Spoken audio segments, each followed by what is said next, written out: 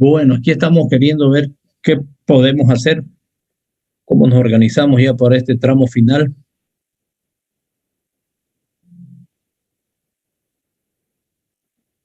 Vi el Classroom y no han hecho mucho su tarea. ¿Qué pasó? A ver,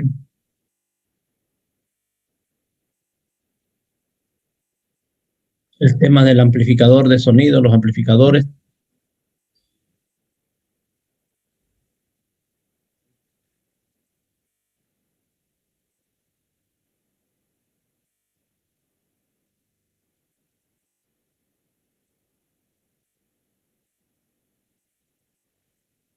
¿Qué les ha pasado?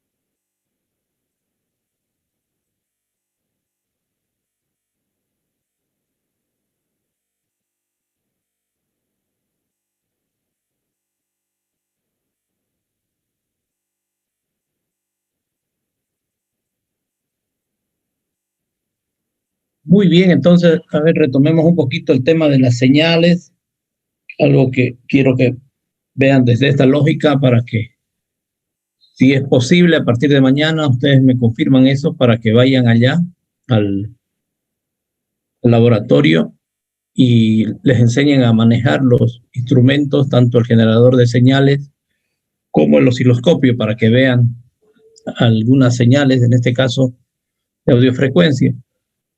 Habíamos visto algo de las características, ¿no?, de los amplificadores: ganancia de voltaje grande, infinita, de corriente también, la impedancia de entrada infinita y la impedancia de salida cero.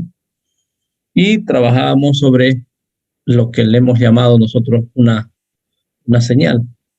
Y esta, pues, no es una señal tipo nada más, ¿no? En el laboratorio, lo primero que pueden hacer, sí, es medir una señal. Vamos a ver acá, esa señal la podemos dibujar así, que tenga una determinada frecuencia y una determinada amplitud. Por ejemplo, una señal así, que podríamos estar hablando de un voltaje que se llama pico a pico. Podemos ponerlo así, con estos límites, ¿sí? Esto significa el pico a pico, desde aquí hasta aquí, ¿no? hasta la base de la señal. En ese caso, podrían solicitarles ahí a los jóvenes que les pongan una señal, por ejemplo, de 10 milivoltios, ¿sí? O cualquier otro valor. Aquí estamos dando nada más una recomendación. Entonces, ver una señal en amplitud, y esta es una señal, en realidad, podemos decir, sin ninguna duda, una señal senoidal, ¿no? Es un seno. ¿Por qué? Porque aquí empieza en cero, ¿no? Si es coseno, está desfasado 90 grados. En este caso, un seno, que es prácticamente la misma, solamente hay un desfase en el coseno. Eso sabemos de matemáticas. Eso por un lado, la amplitud. Entonces estamos viendo ese voltaje pico a pico. Ahora necesitamos saber también qué frecuencia. Sí, en este caso podemos pedir que la frecuencia sea, en realidad se dice tono de prueba, también le llamamos nosotros en audio, ¿sí? Que sea de 1 kHz. ¿Qué significa eso? Que esta forma de onda hasta aquí, ¿sí? Vamos a poner desde aquí, ¿sí? En este tramo, esta parte se repite 1000 veces por segundo. Quiere decir que si hay un segundo, hay 1000 de estas. Entonces eso significa 1 kHz. Entonces es una señal de prueba, ¿sí? Esa señal, por ejemplo, o esta amplitud, digamos así, o esta forma de onda, nosotros la podemos escuchar, ¿sí? Entonces es una frecuencia de audio que podemos nosotros escuchar, ¿de acuerdo? Entonces ese es el primer elemento. ¿Qué vamos a hacer entonces en forma práctica ya cuando tengan el amplificador? Inyectar esta señal, ¿sí? De 10 milivoltios, por ejemplo, a su amplificador en 1 kHz y ver cuánto amplifican. Por ejemplo, si tiene alguna amplificación, podemos ahorita ver en forma gráfica que si este elemento amplifica, quiere decir que les va a dar esta misma forma de onda, pero más grande. Por ejemplo, podría ser así, ¿no? De esta forma, ¿no? Solamente esta amarilla, fíjense que es más grande. Si hacemos un pequeño cálculo, ¿sí? Y aquí este tamaño de acá, si pico a pico es 10 milivoltios, esta parte, este pico, ¿de cuánto será? Ese pico de acá. Va a ser 5, ¿no? 5 milivoltios. ¿De acuerdo? ¿Me van siguiendo? ¿Algún comentario a ver hasta acá? Ninguno, ingeniero, ninguno. Muy bien, sigamos entonces. Si hacemos una especie de cálculo, voy a hacer aproximado, por ejemplo, este tamaño se puede repetir aquí, digamos, una vez más y una vez más hasta acá. Entonces, este pico de acá, ¿sí? Este pico, ¿cuántos milivoltios serán? Hasta aquí abajo. Una vez, digo yo, más o menos 2 hasta acá 3. Es para hacerlo de forma aproximada, no estamos midiendo. Allá van a poder medir exactamente. Ellos les van a enseñar a medir en el osciloscopio. Entonces aquí yo estoy poniendo aproximadamente, y eso según la escala, 15 milivoltios, ¿no? ¿Qué significa en otros términos esto? Que mi voltaje de salida, ¿sí? Pongámoslo así, en forma directa, es 15 milivoltios, ¿verdad? Eso estoy pudiendo ver acá, estoy pudiendo medir, entre comillas, ¿no? Y el voltaje de entrada, que es este de acá, habíamos dicho la señal con verde, ese voltaje de entrada, que le llamamos generalmente VI, por input de inglés, entrada, vale 5 milivoltios. Sí, eso es algo que van a ver en el osciloscopio. Vamos a ver eso en el osciloscopio, ¿sí? Vemos la entrada, vemos la salida. En este caso están en fase las señales, que es otro tema. Nada más si estén de fase y para nuestro oído no hay ninguna diferencia. No puede distinguir la fase el oído. Entonces, como lleguen las señales, nos activa el tímpano y se escucha, ¿no? Entonces no necesitan estar en fase o en desfase. No importa, eso no es un dato relevante para nosotros. Entonces aquí ya podemos hacer el cálculo del parámetro ese que llamábamos ganancia, ¿no? Hagámoslo acá. Entonces, la ganancia de voltaje ya en este amplificador, digamos que hemos hecho en el amplificador, va a ser el voltaje de salida sobre el voltaje de entrada. ¿Y esto igual a cuánto es?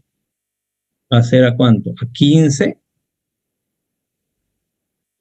Podemos poner acá los milis, no hay problema. Y también ponemos el voltaje porque tenemos que mostrar que esta ganancia es un parámetro adimensional, ¿no? ¿Por qué? Porque esto se va a dividir sobre 5 milivoltios, que es la entrada, es la entrada de acá. Entonces estos dos se van a cancelar y vamos a tener 15 entre 5. ¿Cuánto es la ganancia de este amplificador? La ganancia es 3. Quiere decir que el amplificador ganó 3. Y todo eso, ¿cómo podemos ver, medir y demás? Usando el generador de señales para inyectar señales a nuestro amplificador y usar el osciloscopio para ver las formas de onda o las señales en el osciloscopio. Entonces, ese es el mecanismo. Entonces, el primer paso es que ustedes puedan manejar el osciloscopio así. Y esto les va a servir para muchos otros circuitos que hagan y tengan que medir, tengan que ver y medir las señales que se están procesando en esos circuitos, ¿no? Muy bien, ¿alguna pregunta hasta aquí? Y además van a poder medir y saber que la frecuencia de esa señal es 1 kilohertz. Fíjense que están midiendo solamente una señal, digamos, de una sola frecuencia. Ahorita vamos a redundar en ese detalle. Preguntas a ver hasta acá. ¿Alguien ya usó el osciloscopio? ¿Ya hizo algo con esos equipos? Esto es muy importante en realidad para todos, ¿no? Más para los electrónicos que probablemente en algún momento tengan que trabajar con esto, pero también para los electromecánicos sirve porque en algún momento puede ser que estén queriendo verificar con alguien qué pasa con determinado circuito y bueno, puedan pedir por lo menos a esa persona que será más especialista en esta área de electrónica que les muestre alguna señal y demás, ¿no? Y sepa ya uno que hay un instrumento para medir esto, ¿no? Entonces no pueden, tengan ese conocimiento para ustedes que va a ser básico, para los electromecánicos en realidad, o sea, va a ser muy general, quiero decir, y para los electrónicos es algo básico, ¿no? Sí o sí tenemos que saber medir en un osciloscopio. Es algo que dependiendo lógicamente también del área en la que estamos pensando especializarnos o trabajar, el osciloscopio va a ser importante, ¿no? Preguntas, a ver.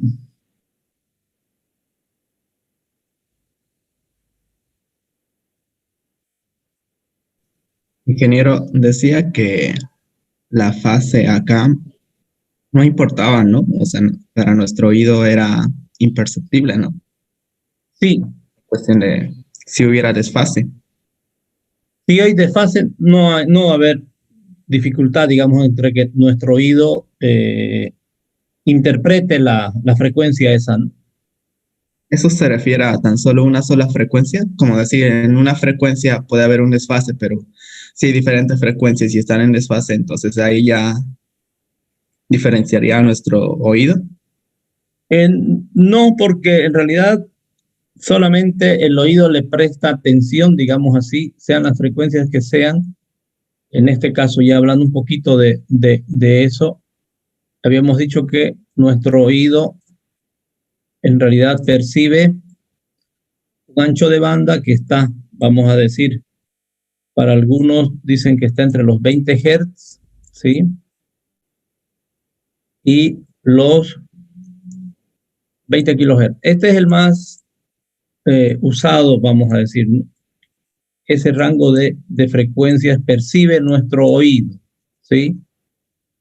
Otros hablan de que este rango está entre, por aquí abajo le bajan un poquito a los 16 Hz,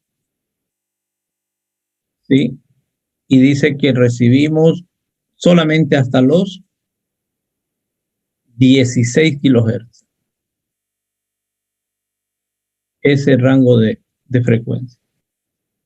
Entonces, el hecho de decir que la fase no va a interferir, digamos, la fase de las señales, estamos significando que nuestros oídos en realidad lo que van a percibir, si bien son sueltas las frecuencias, las señales, esta es una frecuencia, por ejemplo, aquí podría ser por poner algo nada más, 200 Hz, que esté llegando junto a otra, por acá, por ejemplo, que sea más grande nada más, de 1 kilohertz, es más fuerte. Luego aquí llega otra, de otro valor, aquí de otro valor. Entonces, igual el oído va a sumar estas frecuencias y va a entender, ¿no? Y va, por ejemplo, esto puede ser parte de un acorde musical, ¿sí? Estas 5 frecuencias. Entonces nos está llegando al oído y escuchamos un rasgado, por ejemplo, de una guitarra, ¿no? Que suenan 5 cuerdas, por decir. Entonces, en diferentes tonos. Entonces escuchamos eso. ¿De acuerdo? Entonces no va a haber problema en que esta esté desfasada de esta o esta de esta y demás, ¿no? Porque lo que quiero significar es que cada una de estas son frecuencias diferentes. Es decir, volviendo a esta gráfica, esta será de 1 kilohertz, aquí habrá otra de otra frecuencia, el doble, por ejemplo, aquí más grande. Entonces son otras señales, ¿no? Que todas estas están mezcladas y no se las puede distinguir, digamos así, cuando ya vienen todas juntas, ¿no? Por lo menos en un osciloscopio y demás. No nos va a dar ninguna información trascendente. Tal es así entonces que para el caso de querer ver esas frecuencias y cómo se comportan ya en amplitud y demás y ver sus tamaños exactamente, hay un equipo que se llama analizador de espectro, que sería el que nos muestra las señales de esta forma. Entonces, si todo el rato se está produciendo así, esto nos va a mostrar así, esta igual de esta manera, ¿sí? Pero estas ya verlas en un osciloscopio todas juntas, y eso podemos hacer en la práctica, que vean el sonido de una canción, por ejemplo, por decir algo, y quieran ver en el osciloscopio, va a ser una serie de señales que suben y bajan, así que no se entiende nada.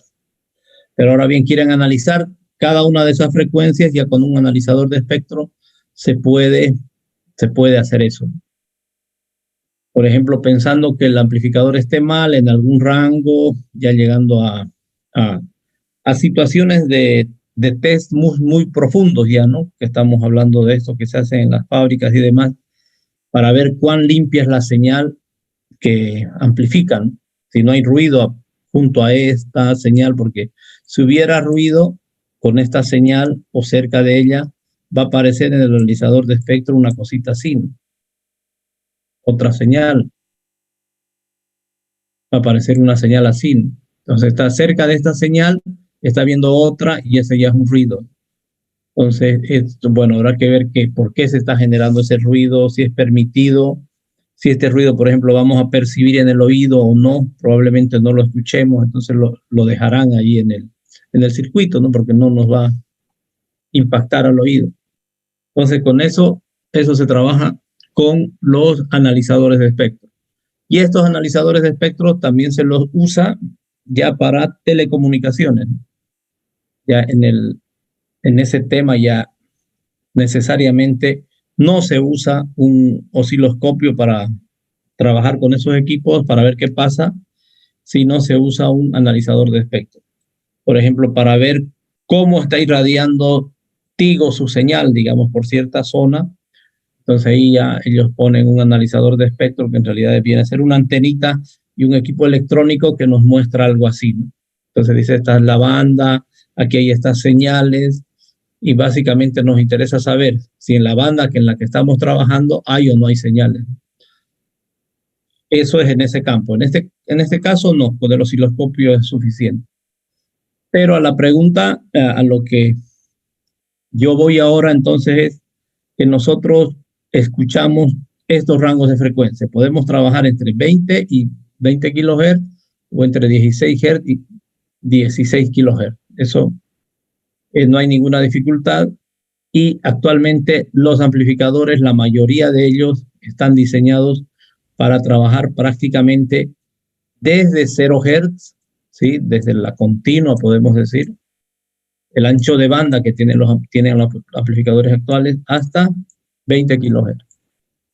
¿Eso por qué es así? Porque ya electrónicamente es fácil de hacer, ¿sí?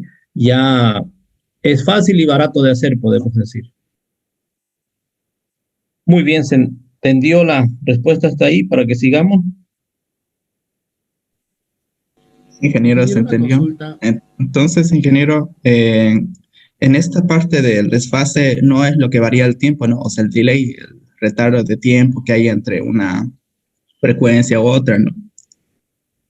Es una especie de retardo podemos decir, pues es en el tiempo también, ¿no? Pero es muy pequeño ese retardo, y por otro lado se muestra de diferente forma, digamos así, ¿no? Eso es como son señales separadas, igual van a llegar al oído, pero no van a, en este caso, no van a tener una incidencia, digamos, en que cambie el sonido, ¿no? Porque esas son las señales que sí o sí se están emitiendo, ¿no? Aunque sea un poquito después, pero esa es la señal que se emitió, ¿no? Eso se puede entender. Miguel Ángel, creo, tenía alguna pregunta. Esa era mi duda, a mí se me adelantó. Ya, está muy bien. Bueno, entonces les decía que electrónicamente ahora es muy fácil hacer. Aquí, bueno, me faltó el K. Electrónicamente es muy fácil hacer ya ahora un amplificador incluso de 20 kilohertz y más todavía, pero en el caso nuestro solo necesitamos esto porque podemos escuchar solamente hasta esta frecuencia. ¿Y por qué escuchamos, digamos? Habíamos dicho que hay el nervio, no es el nervio, es digamos, el tímpano, es una membrana, ¿sí? En esa membrana inciden las ondas sonoras, y esa membranita, ¿sí? Esta membrana puede vibrar. Y en los bebés esta membrana es muy delgadita. Y vamos a decir también muy flexible, ¿sí? Por tanto, una mínima señal de sonido, incluso a esta frecuencia que significa 20,000 veces por segundo que varía, puede hacer que varíe esa frecuencia, ¿sí? Con esa frecuencia, y esa variación es captada por el nervio auditivo, y eso ya es convertido en el cerebro en un sonido, ¿no? Interpreta como sonido esa vibración. ¿Qué pasa con la edad? Esta, esta pequeña membranita se va, vamos a decir, fosilizando, llamemos ese nombre, se va endureciendo, en otras palabras, ¿no? Quiere decir que esta vibración muy rápida, ¿sí? No va a poder hacer mover esta cosita, porque ya es dura, se endurece. De ahí, por ejemplo, que con la edad, este rango de frecuencias, si el bebé escuchaba hasta aquí, ya si ponemos aquí un límite, creo que 5K o algo así, por ejemplo, un adulto ya escuchará solamente hasta acá, ¿no? Solamente estas de acá. Interpretará. ¿Por qué? Porque ya esta membrana está un poco fosilizada y no puede vibrar, ¿no? Entonces, depende de eso también. Y por otro lado, también la vibración que puede hacer, que puede percibir esta membranita, depende mucho del tipo de señales que le hayan llegado, ¿no? Entonces, de ahí que, por ejemplo, ustedes han debido, o a ver, veamos esto si se acuerda, ¿qué letra no puede decir, por ejemplo, un chino? La R. La R, ¿no? O la R, ¿no? Sep. Sí, por eso decimos, un chino va a decir molil. ¿Por qué dice molil el chino? Ya un chino mayor, ¿no? ¿Por qué? Porque él nunca, prácticamente así, en esos términos medio extremos, él nunca recibió en su oído la frecuencia de la R acá, ¿sí? Por tanto, él en su cerebro no tiene mapeada ese sonido, por un lado, y por otro lado, va a ser muy difícil que a esa edad ya esta membrana, ¿sí? Que ya está un poquito durita, se sensibilice a ese sonido, a esa frecuencia, a la R, digamos, ¿no? Pongámoslo así como frecuencia. Entonces, de ahí que va a ser muy difícil que el chino, y vamos a decir esto, por más que quiera, no va a poder decir la R. Lógicamente que ahora que hay más avances y demás de ciertas cosas, ya a él quizás se lo puede forzar a que diga la R, pero él va a ser muy difícil que la diga porque nunca la ha escuchado, nunca la ha podido percibir en su momento. Lo mismo pasa con los japoneses. ¿Cuál es la que no pueden decir los japoneses? La R, perdón, la L, ¿sí? La L la dicen como R. ¿Por qué? Porque no, igual ellos no han escuchado nunca la L, ¿no? Por tanto la van a decir como R, los japoneses. Entonces, en el tema de los idiomas, ¿por qué nos cuesta aprender más un idioma cuando somos mayores? Por, ¿Y por qué tenemos el dejo, digamos, no? O como decimos los gringos, sí, hablan de cierta manera el español, igual a nosotros allá nos dicen gringos, entre comillas, ¿no? Ya es una cosa que se dice. ¿Por qué? Porque va a ser muy difícil tener como segunda lengua una lengua perfectamente hablada, ¿no? Que se puede conseguir, sí, con mucha práctica y demás, se puede conseguir. Sin embargo, hay bastantes limitaciones en ese aspecto porque ya nuestro oído pues ya está modulado, vamos a decir de cierta manera, y tiene, en este caso, a lo que voy a ir yo ya con otro concepto de esta parte, ya tiene una determinada respuesta en frecuencia a nuestro oído, ¿sí? Entonces, por eso no vamos a poder hablar como si fuera nuestro idioma materno, un idioma eh, extranjero, llamémoslo, ¿no? Otro idioma, mejor, ¿para qué vamos a decir extranjero? Otro idioma, ¿sí? Por eso, por ejemplo, un caso particular de eso, de ese tipo son los gringos, ¿no? Que hablan de cierta manera y no tienen como lo que hablamos nosotros. Igual nosotros hablamos inglés de esa manera, con alguna, llamémosle imperfección, ¿no? Algún detalle. ¿Alguna curiosidad aquí, alguna pregunta? A ver. En ese ingeniero me hizo recuerdo, bueno, no tanto a ellos, sino más que todo al amplificador, de que estaba viendo de que los condensadores o capacitores lo que hacen a veces, muchas veces es ese filtro pop, ¿no? Lo que dice, y el filtro pop a lo que sé es que cuando una palabra o nosotros hablamos mucho, la palabra P es lo que reduce eso. Más que todo creo que son en medianas frecuencias por ahí, digamos. Algo así era lo que se interpretaba y eso decía según su capacidad del condensador, va a ser si va a obtener esa frecuencia o va a tapar ese filtro pop o bien va a cubrir todo el rango de dinámica auditiva, digamos. Esa parte Bueno, igual, ahí ingeniero. Bueno. en ese aspecto un poquito está metiendo el concepto de filtro, ¿no? De filtros en realidad. No sé si han visto eso en electrónica, no, bueno, en circuitos en realidad, ¿no? ¿Han visto en circuitos filtros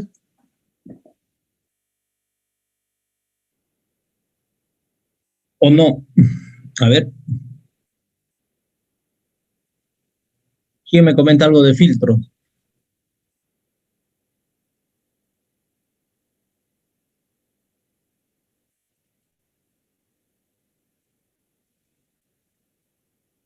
Nadie. Bueno, dejémosle un poquito eso de filtros. Bueno, Jonathan, ahorita les voy a mostrar algo más de lo que estaba hablándoles yo como respuesta en frecuencia. Entonces, respuesta en frecuencia, lo que significa es que tengo aquí el mapeo de una amplitud y aquí está la frecuencia, ¿sí? Entonces, dependiendo, en este caso vamos a poner mejor un ejemplo de esta naturaleza de los instrumentos, ¿sí? Es lo mismo que pasa con el oído, digamos, latino, el oído, bueno, del inglés, del hebreo, el oído de esas personas tiene una cierta respuesta en frecuencia. Quiere decir que determinadas frecuencias se activan y otras no, de acuerdo aquí en el oído. Eso pasa también en los instrumentos. Por ejemplo, el bombo, ¿sí? Vamos a decir que puede tener aproximadamente, voy a poner nada más, una respuesta en frecuencia así. Puro bajas frecuencias, ¿no? Que sea el bombo. ¿De acuerdo?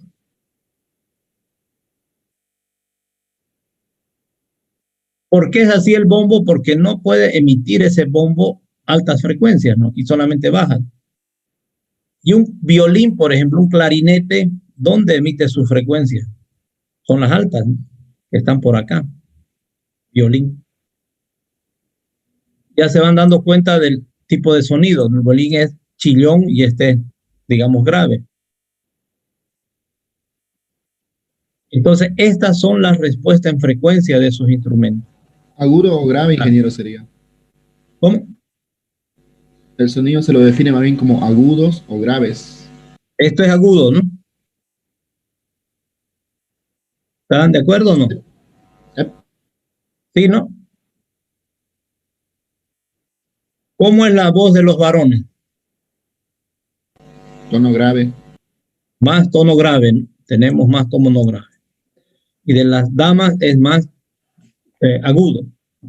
En términos de los filtros y demás, nosotros decimos estas frecuencias son bajas, ¿sí? Ahí podemos entrar a ver un poquito la idea de los filtros. Y estas frecuencias de acá serán las altas, ¿no?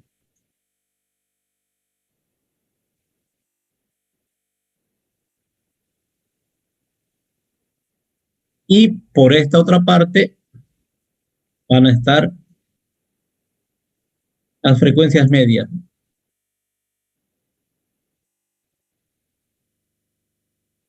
De esa manera. Frecuencias medias, directamente. Esos tres rubros de frecuencia. ¿De acuerdo? Entonces las altas están arriba, los graves o bajos están abajo y las medias lógicamente están al medio. ¿Qué tiene que ver esto, por ejemplo, con los filtros? Que en realidad en el amplificador vamos a formar nosotros una especie de filtro, ¿sí? Para que pasen todas estas frecuencias. Así, ese sería un filtro. ¿Qué filtro es este? O la forma de qué filtro estamos mostrando acá. ¿Qué se llama?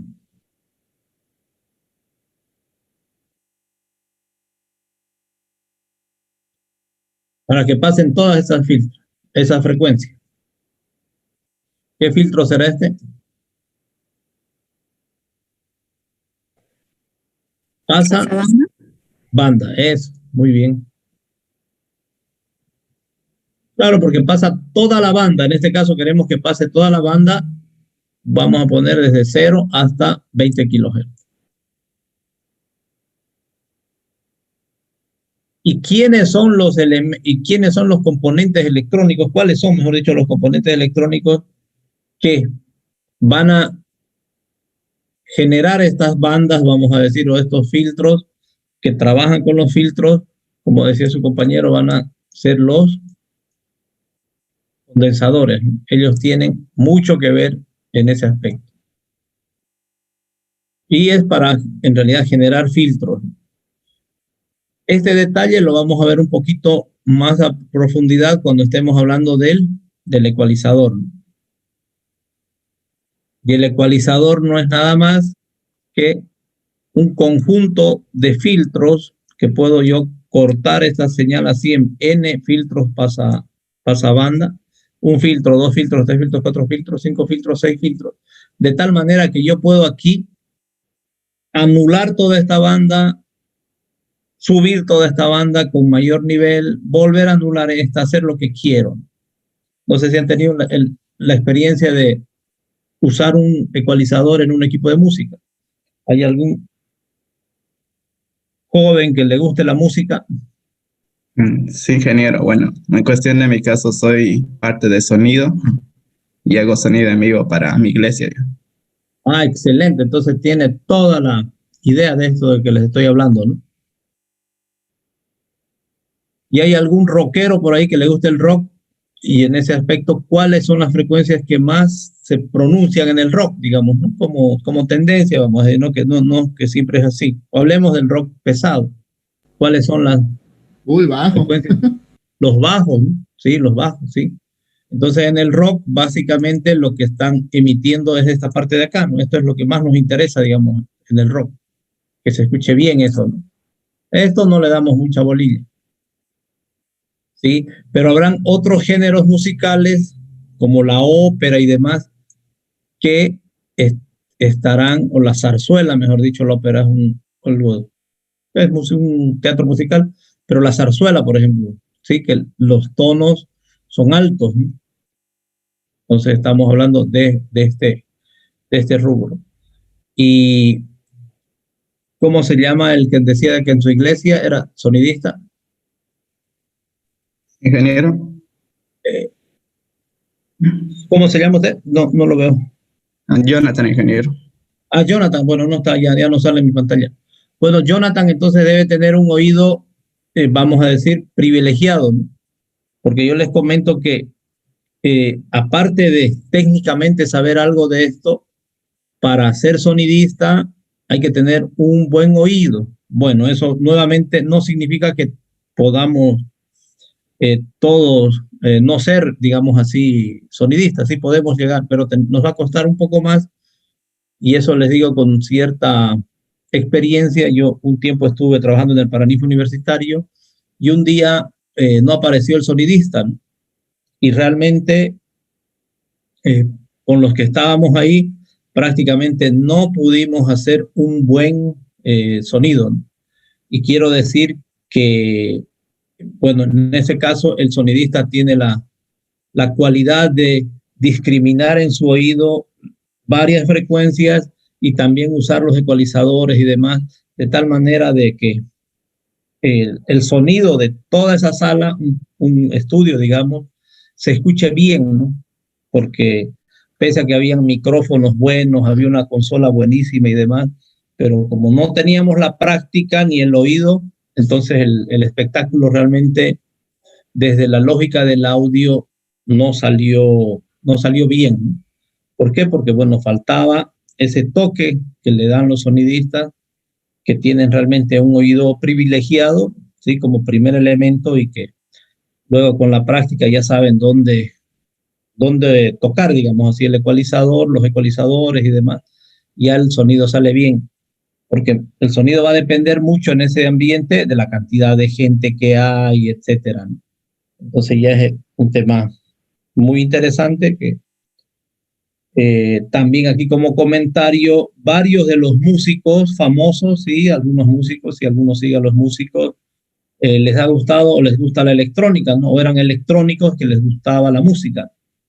Y de ahí es que incluso hicieron instrumentos musicales, ¿no? Instrumentos lógicamente electrónicos, ¿no? Metieron la electrónica para generar sonidos y ahí tienen, digamos, esa vertiente ellos, ¿no?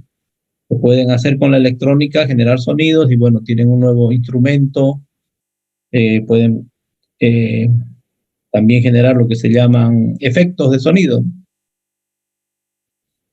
Entonces, es todo un mundo también la parte esta, ¿no? A ver, ¿algún comentario? Así como decía el ingeniero de que hay músicos, también lo que más notaba era en esta parte de lo que son los creadores de la marca de Behringer, ¿no? Cómo es que ha empezado esa marca de ah, a ver, lo que sabía de la historia era que era un hombre que apellidaba Behringer y le gustaba cómo sonaban los altos, las altas bocinas, amplificadores, todo ello de las grandes gamas. Y luego ya una vez que estudió electrónica y supo todo de ello, y al descubrir o abrirlo todos esos aparatos, notó que no era más que componentes, ¿sí? Como nos muestra ahora, simples componentes. Y Ajá. así que él pudo armarlo, todos esos componentes ya, pero ya no a una cantidad, un costo muy elevado, sino con componentes más económicos en esa parte. Por Ujú. eso esta marca es la más económica en la parte de aspecto de sonidos. Ah, interesante, no sabía ese detalle. Bueno, comentaba uno de sus compañeros por el chat del tema de las cumbias villeras. La verdad que las frecuencias esas son por lo general más medias y altas, ¿no? Pero la verdad que no. Primero el ritmo es bueno, ¿no? De esas cumbias puede ser bueno y demás, pero aquí también el tema de la letra, ¿no? Que son muchas letras sin mucho sentido, ¿no? Entonces también ahí tenemos que pensar qué escuchamos, ¿no? Qué sentido tiene eso que escuchamos, porque hay muchos mensajes que llegan y hay que, también es algo que nos llega, que nos entra y nos causa nos hace algo, digamos, ¿no? Entonces ya cambiando un poquito de tema, entonces tienen que poner atención a lo que consumen, no tanto información y demás música, comida, porque finalmente vamos a procesar todo eso, ¿no? Y es importante que tomemos en cuenta eso, ¿no? Muy bien, ¿algún otro comentario entonces?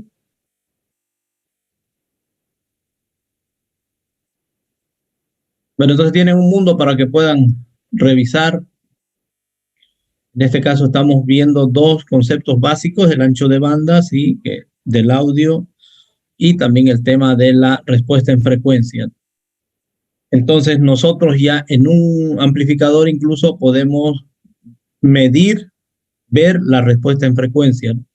Podemos hacer ese análisis, que en esta etapa de la evolución de la electrónica ya no es muy importante, digamos, hacer eso, porque prácticamente el 99% de los amplificadores que implementamos tienen una respuesta en frecuencia de esta naturaleza, ¿sí? Antes era muy complejo ese tema porque se hacían amplificadores con transistores y demás. Y la verdad que tener un ancho de banda de esta naturaleza en este rango de frecuencias era muy difícil. O sea, en algunos casos apenas llegaban hasta por aquí. Y bueno, ya esto ya no era así plano, ¿no? Sino que podía ser así. Entonces ya habían una serie de limitaciones que obligaban a los que montaban amplificadores, vamos a decir, a hacer ese análisis para ver cuán bueno es su amplificador. Porque si bien probablemente esto no estemos nosotros como personas de un oído medio percibiendo cómo está esa canción, cómo están esas interpretaciones, no podamos distinguir muy bien, pero aparece un sonidista ahí como el compañero y va a decir, no, ese amplificador no está sonando bien, no tiene algún problema. Entonces ya nosotros técnicamente podíamos ver qué problema había ahí, ¿no? O podemos ver qué problema hay ya usando el osciloscopio y demás, ¿no? Era para eso que se hacía el análisis del ancho de banda de un amplificador o de la respuesta en frecuencia de un amplificador, que va por ahí. En este caso ya no es necesario eso. ¿Por qué? Porque como les digo, la mayoría de los amplificadores ya hacen esto, ¿no? Y de buena manera. Muy bien, entonces no sé si tienen alguna pregunta, alguna consulta.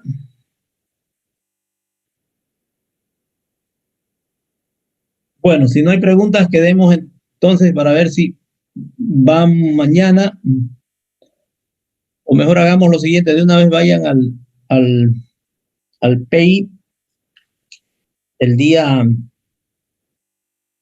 miércoles y el jueves, ¿sí? 6 grupos el miércoles y 6 grupos el jueves, a partir de las 9. De acuerdo, entonces yo voy a hacer el rol. No sé si hay alguno que tiene dificultades en ir jueves o ir miércoles, algún grupo en particular, o no hay problema. Ingeniero, ¿esos días iríamos a aprender o practicar con esas máquinas, ¿no? En el laboratorio. Sí, básicamente para eso. Ya para que estén listos para la siguiente semana, que van a hacer lo mismo, ya van a ir a implementar el amplificador, y ahí ya yo voy para que revisemos su amplificador, ¿no? Entonces tendríamos mañana para definir qué amplificador hacemos. Entonces yo les dejo de tarea ahorita que ustedes vean algún amplificador, y en este caso tenemos que ver el tema costo, disponibilidad, ¿no? Hay amplificadores que son sumamente económicos, pero sí en este caso les voy a pedir que vean un amplificador de sonido en sí, ¿no?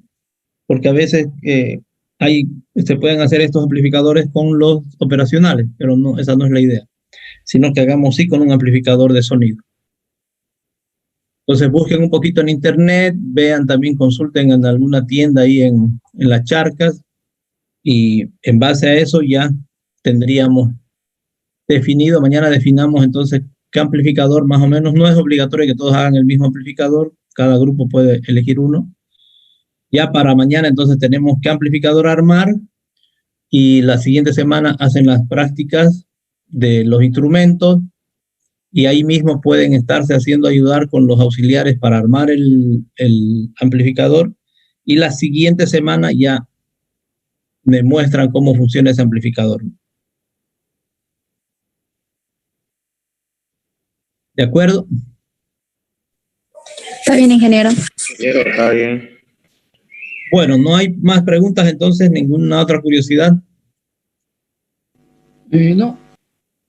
Sí. En cuestión de los amplificadores, ingeniero, no importa, ¿no? La potencia, porque veía que hay de diferentes rangos de baja potencia. De baja potencia nomás vamos a hacer.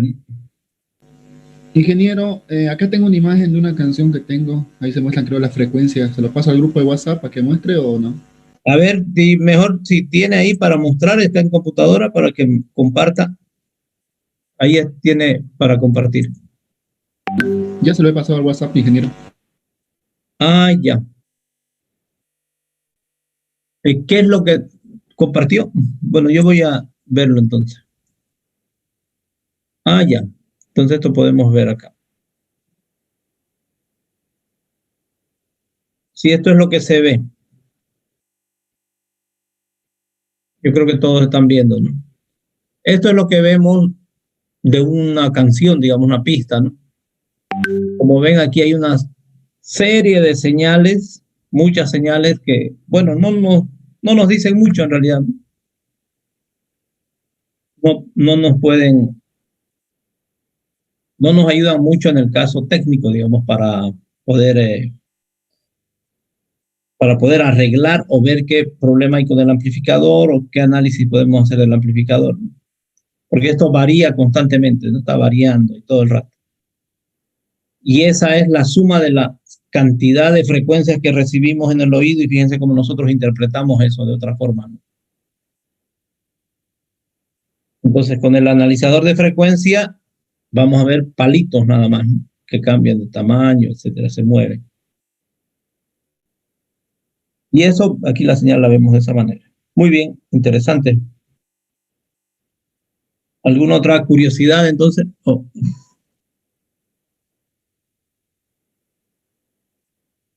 No, solo como personal. Esa canción tengo en varios formatos y uso en general dos.